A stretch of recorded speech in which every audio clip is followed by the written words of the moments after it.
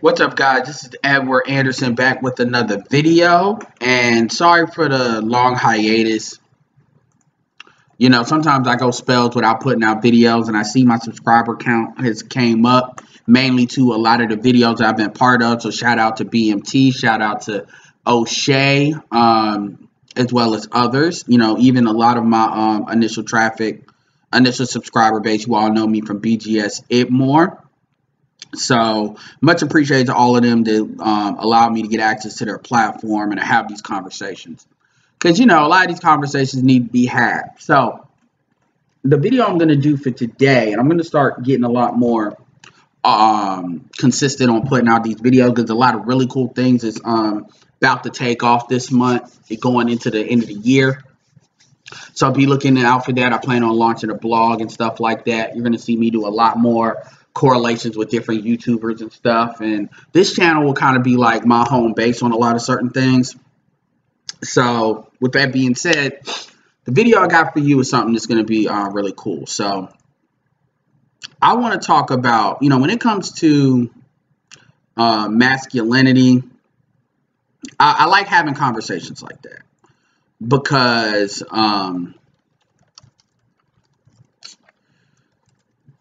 it's something that needs to be had. I think it's like a continual barbershop moment, barbershop conversation. And to be honest with you, you know, there's a lot of gems and good stuff that you can put together that really gives you a really strong foundation into what the current era we're in, the current environment we're in, how to address it, how to deal with it, how to maintain your manhood, what certain things you need to keep in mind, certain hurdles and stuff like that. And it does need to be a continued conversation. Now, I'm big on trying to move the conversation forward, meaning trying to get consistency on certain things so we can go, you know, close that out and come back to certain things and to build on certain things. And oftentimes what happens is we stay in this perpetual mode where we're kind of saying the same thing. Part of that is because I don't think that consensus is something that's always seen as out of reach. Part of that also could be because you got certain people that they just going to believe what they're going to believe regardless what the facts are. They really are more interested in pushing narratives than they are actually looking for the truth and looking for what the information really is. And that's something we got to be very honest about, because there's a lot of people that they're just out here pushing narratives because they see themselves as a part of a certain team or a certain subculture of black people, and they have this need to defend that subculture. One of the things that's not even talked about is that, you know, with the Sierra situation, and this is not about that, because everybody's had their opinion on it, and I've had conversations on different hangouts on it. But with the Sierra situation, not even about Sierra. Let's talk about Slim Thug. Slim Thug comes from the street. Let me be clear here. Slim Thug has his own businesses. Slim Thug, when it comes to actual performance, has businesses, has things that he's doing. So he's not, even though he represents, quote unquote, the street dude, the Tyrone type of dude, even in how he acts, you know, I guess his public persona, because even him bringing up Sierra like that was something that like a Tyrone or Pookie, whatever you want to call it, would do. Saying, oh, well, why she with him? She don't look happy. Like, you're not doing that really to protect, to really inform Russell Wilson. You're really doing that because you have this need to protect the image of so-called street dudes. That image that really was born out of the early 90s gangster rap music, and it's really kind of taken over. Interesting, because there's a light-skinned dude, he's a light-skinned dude doing that same thing. So it's that, like, that archetype. And you can tell he was speaking from that archetype, addressing, which when you really look at manhood, you kind of publicly addressing another man's situation where all intents and purposes, they're happy with what they're happy with. So I don't know if he's trying to defend Future, which is another, regardless, people can say what class he comes from. Future represents a certain archetype that a lot of black men follow. And you see a lot of black YouTubers that represent this archetype, and they are this archetype. And they tend to have, it's kind of like if you look at them like the Nation of Islam or political, they tend to have the same kind of philosophies on things. Yeah, they may vary on other things, but they still come back to this center of gravity with certain talking points. And one of the talking points is this kind of you know, it's kind of like, I don't want to say it's jealousy, but at the end of the day, you know, how can you really defend, especially when you look at like what he said. You know, what he said was, he was trying to say, well, Russell Wilson's corny. Russell Wilson's this, Russell Wilson's that. Now, I think it's a little bit more complicated than just say he's corny, because at the end of the day, he's a Super Bowl winning quarterback, which is a lot harder than what Slim Thug has done. What Russell Wilson's had to do as a black man in football is a lot harder than what is, it's like 20, 30 times harder than what Slim Thug's has had to do. And very few black men have achieved what Russell Wilson has achieved. And you have to, that is what it is. Now, does that completely dismiss what some Thug is saying? Not necessarily, but the thing is, certain things, there's a time and a place, and sometimes the messenger matters almost as much as the message as far as how it's communicated. These are things clearly he does not understand. So the point that I'm coming, the reason I brought that up is really to say that you have these camps that people belong to, and they're always arguing from the position of a camp, rather than actually trying to come up. Intelligence is in the nuance. One of the people I listen to a lot, his name is Myron Golden. You should check him out. Virtual Club Millionaire. He talks about there's a difference between the accumulation of information, which is called knowledge, the understanding of information, which is called, or the assimilation of information, which is called understanding, and the wisdom, or basically the, I forget what it's called, but it's like knowledge plus experience of application, which is called wisdom. Those are two different things.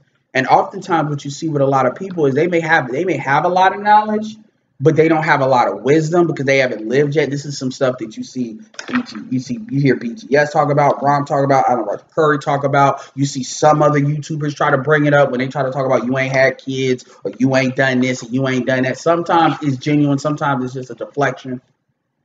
Especially when people want to talk about the kid shit or talk about whatever, because all experiences are not equal. Having a kid, if having a kid is your primary initiation into manhood, then that's a problem, because that means you lack other rites of passages, so to speak. And that's a problem in the black community with black manhood. There's no rites of passage because the women are raising the kids, and you see the result in the community. But my point is, people are in these camps, and a lot of times they're arguing for what I call these camp or clique narratives. And you see it on both sides. You see you see outlier black men do it. Classic, but everybody does it, because it's not necessarily the archetype that's the problem. It's the person that fills the archetype that wants to defend certain things. Kind of like when you have a martial art, or if you have a car. You know, no matter how you try to argue it, a minivan is not going to do the same things that a damn roadster two-seater sports car is going to do, and vice versa. In the archetype, doesn't matter what model you get. And we have a lot of black people that rather than say, yeah, this is not going to work for this thing, or it's not going to work as well as the other thing, what they want to do is they want to say, nah, fuck that. I'm going to take that square peg and put it in a round hole because I'm a manhooded to death.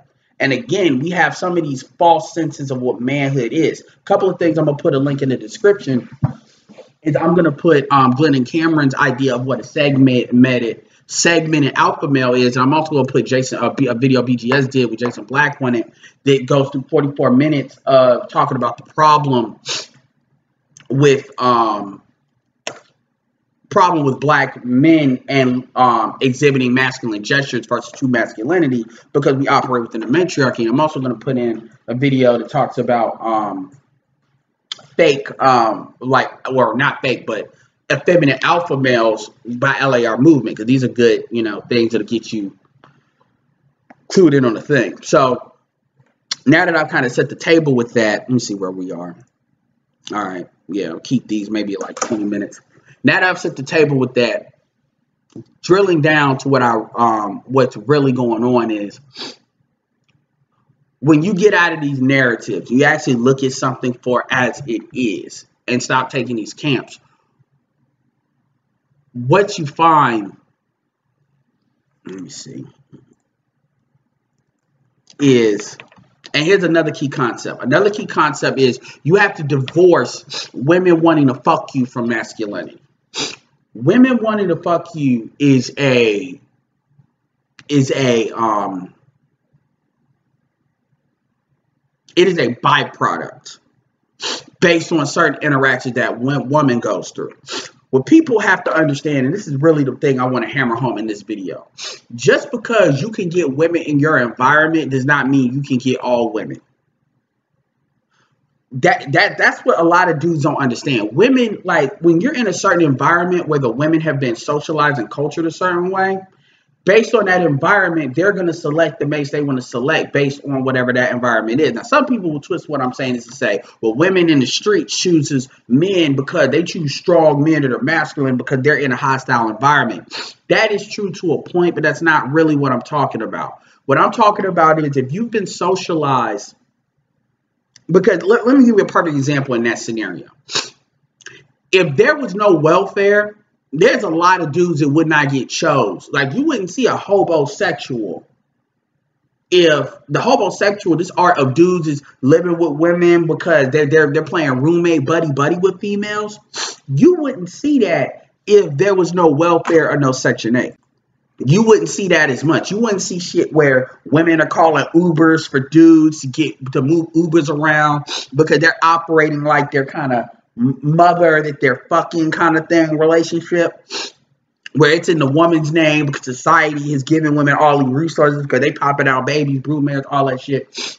You would not see that as much because women will feel the full weight of their consequences of selecting a man that does not produce. And so what happens a lot of times is women are in this perpetual, what I call high school mode emotionally, to where rather than them living with their parents, their white daddy vis-a-vis the government is now their parent. And what they do is they're getting this check. And this is not all women. Section 8 is not even with as much women as it used to be. But my point is, you understand what I'm saying. When you look at, because women still get welfare or they get child support, which as far as I'm concerned, are from welfare. Because at the end of the day, as far as I'm concerned, personally, I don't think you should get, this will sound radical, and maybe I'm on both sides of this, but I think if you don't get married, you really should. I think there needs to be something said about just popping out babies. You should not, if a man has not made a commitment to you, if he's not going to have a right to decide whether a child should come to term or not, then therefore that weight needs to be on the person that makes that decision. Now, granted, that's not the world we live in. People get triggered by that. But I personally think back in the day, this is why you had shotgun marriages. I could, just go to BGS, type in shotgun marriage, and it'll talk about that. These laws were designed to only favor people that were married. And they were designed back where women couldn't even get jobs like that. So my point is basically the environment that we're in now and the way black people have had their culture dismantled over time, especially after the crack era. And now, like, I'm 31. I'm the generation that was born out of that. You have to understand that these women are making decisions based on certain circumstances and certain things that allows them to do what they do. It's kind of like the situation where, okay, let's say you drive for Uber, and you got a roommate. Let's say that's your situation. One thing about Uber is if you're not paid, Uber will allow you to basically live a lifestyle. When I say live a lifestyle, I'm not talking about all the money you make, but I'm talking about there's a difference between you having to go into a 9-to-5 job where you're working like 9 to 5 or 1 to 10 or whatever. You got to worry about shifts. You got to worry about bosses. You got to worry about office politics. You got to worry about anything. And then you being in trucking or you being Uber and trucking, not the same thing. But my point is you be in a situation where you can just work when you want and then you get money as a relationship to how you work. And then the money's fast, meaning you get paid instantly. Those are two different. Even if you're bringing in the same amount of money, those are two completely different lifestyles because you can get up when you want to. You got time. I'm not trying to advocate for anything. I'm just saying there's a difference between you having to work like 32 hours versus 40 hours, and you can work 32 hours pretty much whatever you want. Granted, you may have to focus on certain times more than others, but it's not like an 8-hour spat. where you're accountable to somebody and you're just accountable to yourself. Those are two completely different points of view as to how you interact with the world, even if it's the same amount of money. So money matters, but also how much access do you have to your time matters. And people often don't think about that. They don't think about if they put themselves in a situation where they could make a good amount of money, or when I say a good amount of money, I mean the same money they made, but they have more control over their time. That in and of itself is a big deal, because just the way you're able to organize your life and organize things are going to be completely different. My point is, going back to the women, and again, this video is not meant to blame women, but what I'm saying is there is a reason why when you interact with the society, if women do a certain thing, a lot of times dudes are going to adjust to that, not because they are led by women, but a lot of times dudes are led by their need to pursue vagina. So it's not that they're following the women, they're following the sexual access. So when women, it's kind of like a lever. When you chase something on the women's side, then the men are going to react to that. So it's more of cause and effect type of thing is what I'm saying. So again, I'm not here to say, well, it's women's fault, and if women just change, the men would. I'm not saying all of that. Although there is something to be said about if you change the dynamic of sexual access, that changes how the men respond. But at the same time, I could argue the other way around too, that if men stop just fucking anything, that'll change the way that women do. This is where men are given resources, and there's a difference between tricking and simping. When you trick, you give resources in accordance to a result. When you simp, you're giving out resources in hope of a result. That's two completely different things. That's another video on that. But my point is, again, is not to blame women. It is just to say this is the nature of the environment. It's how people relate to each other. So my point is, in that environment, dude, especially when dudes are growing up in that environment and then they have no rites of passage and stuff like that, dudes are going to put a premium on what women say. So what happens is you create an environment in which women are telling men who they are based on, women are able to vote for the men that they want based on bullshit socialization. So they're not looking for people that's necessarily producing. Yeah, they want to do the produce and provide them a lifestyle, if that comes with that. But when you're used to a certain way and you get little trinkets and stuff like an iPhone and stuff like that, that sexual need is something that's going to take precedence over that. Then you got to understand that women don't really see the consequences to their actions until after the fact. So if women are in their 20s and stuff, where they're looking, their view of the world is like sexual attention, then if they're getting it cheap, they're going to take it. And they're going to react to the world as a result. And then the dudes are reacting as a result. It's the same thing when people will try to argue that you're really broke, but because you have credit and you are able to access loans and stuff, you can get things that don't really let you know that you're broke, which there is truth to that. It's the same reality. You don't really see the fact that you're broke until over time. And that's the same thing when a woman goes into their 30s, 40s, and then that sexual attention, which is, you could argue, is a commodity. It's a literal commodification of that woman. That stock lowers, and then now they're starting to see what stuff really is, but by that time it's too late. Because dudes can always increase their utility and date younger. Women can't really do that, not with the same quality dudes. They can get some dudes, but again, a quality dude based on his ability to perform. So, coming all the way back to that, because we're basically at 19 minutes, is this. You got a lot of dudes that will say, I'm a man, because they can get dumb chicks, but at the same time, if they oh yeah, man, I can get a white girl. But then you look at what's the quality of the white girl. You look at whether that white girl actually be in a relationship with them, because it's one thing to fuck a black dude. It's another thing to actually be openly in a relationship with him, where your white privilege can get tagged. That's just like a dude fucking a woman versus a man committing to a woman, where now there's other things he's got to give to that relationship. There's a different calculation in that. And what happens is we got a lot of dudes that want to say they're alphas, when in reality, yeah, you may be able to get a certain type of woman, but at the end of the day, when you can tell how some, okay, I'll say it this way. If you want to know if a dude is like a true blue alpha male, you need to look at how he interacts with something that he's not good at. That is how you really tell what the makeup of a dude is. How does he take something that he's not good at or he's not comfortable with? Because what you have is you have a lot of dudes that will, this is why I like what Glenn and Cameron said, talk about segmenting alphas.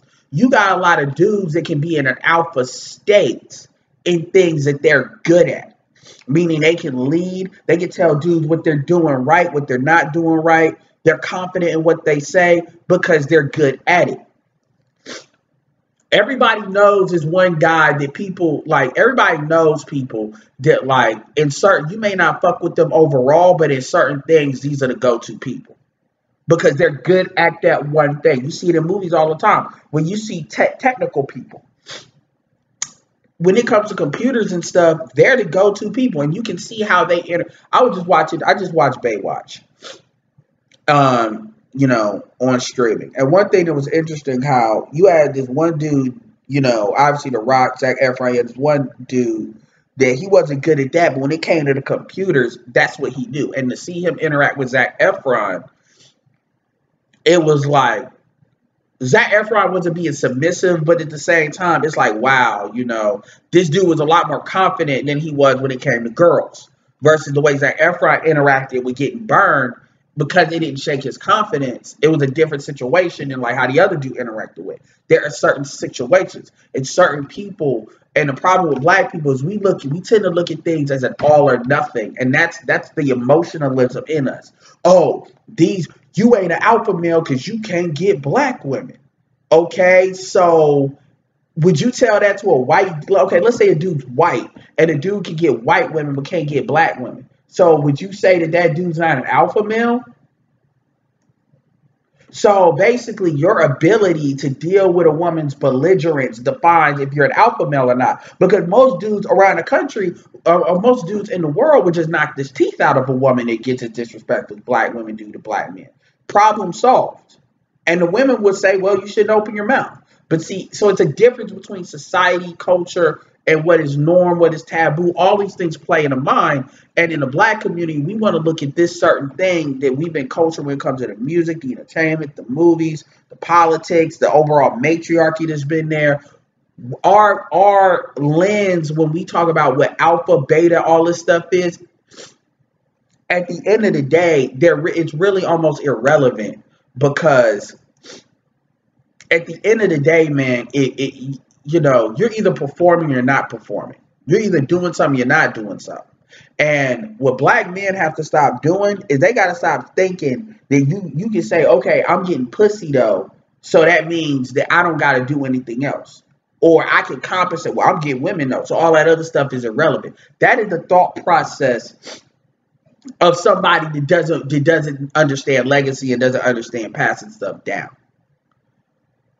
And this is why people remain broke, because they want to make certain excuses on certain things. Like when it comes to business, it's white supremacy. When it comes to certain things, they'll blame it on white supremacy. But when it comes on, but I could argue the very white supremacy that keeps them from doing well in business is the very white supremacy that puts the women in a position where they can inflate them. Because when you look at what's promoted, black men don't control their own promotion. That's something that's being promoted onto us. That's why we have this exaggerated thug character. I mean, you got women like dudes like Lil Wayne that would be considered ugly as fuck, but you got women that is chasing those dudes because that's how the women have been socialized. And what happens is, everybody is trying to gravitate to that socialization. Not everybody, but more than a critical mass of black people. And then we see what we see as a result. But then you got people that are still invested in that fuckery to one degree or another. And hence you got people like Slim Thug. Here's the thing. On the faces of it, people should be celebrating the fact, not only celebrating Sierra, but celebrating Russell. This is what a lot of women will say, but women are trying to really justify them get saved. Not really being in a black relationship. They're really cheering for, there is a retirement package that's a good man at the end of the rainbow after I do all of my, monkey branch and all that shit. And that's what they cherish in what that relationship is. Versus, but even if you get past that, you should be like, okay, these are black people that found each other. At the end of the day, black wealth can be created. We'll see if that's what happens, but that's what you said. But nobody's really talking about that. That's not an angle nobody's really talking about, because most black people don't give a damn about that. Because most black people don't think about that. And this is where AM1 says things like, we got to stop viewing the world through our private parts. And that's very true. Most black people they base their validation based on their sexual power. And this is not to say that this is not something that you should work on. This is not something you should improve. This is not something you should pursue. But the problem is, when you look at the other things like business, investment, I'm not just talking about money. I'm just talking about your influence with people based on your ability to make things happen. Black men will make a whole bunch of fucking excuses for that. Now, some people will come and listen to this and say, oh, isn't that what Cynthia G says? No, because people like Cynthia G doesn't recognize that a man is supposed to lead in the first place. People like Cynthia G will sit there and say that because men aren't leading, that gives me a right to be belligerent, as if black women are leading the community anyway. But she has an issue with black men, and then that fact, she creates the very fact that she complains about, because you never hear her talking about women and how the women raise these dudes to be this way. It's just supposed to be magical way. It just doesn't work because of the men. It's kind of like somebody that really can't drive, but they want to say something about you driving because they just don't want to be in a passenger seat because they're arrogant, they got ego, they're narcissists, they're fucked up in the head, they got daddy issues, whatever, and they're just taking that out on you, and then they cause both people to get in an accident because they keep on wanting to grab the wheel. Shout out to Chris Brown and Rihanna. So, anyway, this is just something kind of like a welcome back. Welcome to all my new subscribers. I see I'm at 911. I'm looking to get over 1,000 by the end of the year. I'm looking to probably get to like 1,500 by the end of the year. I will be, there's a couple of things I'm going to announce later on. I'm looking to definitely grow this channel. There's going to be other channels I actually create as well. And don't worry, all that stuff will be networked. But I just wanted to put this out there, kind of like a little bit of manhood talk. And other than that, this is Edward signing off. Peace.